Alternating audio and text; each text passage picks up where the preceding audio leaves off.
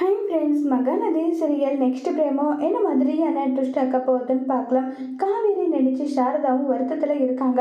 காவேரியை எப்படி எல்லாமா நடத்திக்கிட்டோமேன்னு சொல்லிட்டு எல்லாம் ஃபீல் பண்ணிட்டு இருக்காங்க. இப்போ காவேரி விஜய் கிட்ட இந்த விஷயத்த சொல்ல முடியலன்னு சொல்லிட்டு வருத்தப்பட்டுட்டே கோவிலிருந்து வராங்க. உடனே காவேரி இங்கே வான்னு சொல்லிட்டு கூப்பிட்றாங்க. அங்கே வராங்க. என்னாச்சுமா சொல்லுன்னு சொல்லிட்டு கேட்குறாங்க.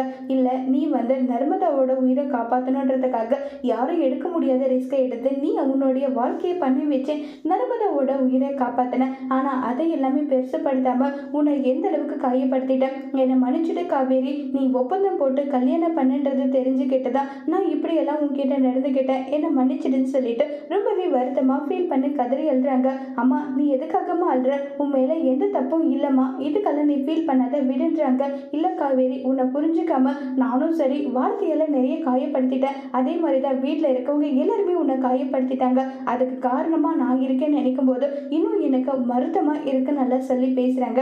விடுமா, இதுக்கெல்லாம் நீ ஃபீல் பண்ணிட்டு இருக்காத. நடக்கணும்னு இருக்கிறது நடக்குது. அதுவும் இல்லாம நானா தான் விஜய் விட்டு விலகி இருக்க. அவர் தெளிவான ஒரு முடிவு எடுக்கணும்னு சொல்லிட்டு அவருக்கு ஒரு டாஸ்க் கொடுத்துருக்கா. வெண்ணிலாவை விட்டுட்டு அவர் என்கிட்ட வரணும், அவர் வரணும், அப்பதான் நான் அவரு கூட சேர்ந்து வாழுவேன்னு சொல்லிட்டு காவேரி சொல்றாங்க. இங்க பார், மறுபடியும் நீ உன் வாழ்க்கையை இப்படி பணி வைக்க வேண்டிய அவசியம் எல்லாம் இல்லைன்னு நான் சொல்றேன். உன் புருஷன் உன்னை தேடி வந்திருக்கானா, அவங்க கூட சேர்ந்து சந்தோஷமா வாழ உன்னை நானே அனுப்பி வைக்கிறேன்னு சொல்லிட்டு சாரதா சொல்றாங்க. கேட்ட காவேரி என்ன முடிவு எடுக்குவாங்கன்றத வரப்போற எபிசோட்ல வெயிட் பண்ணி பார்க்கலாம். தேங்க்யூ.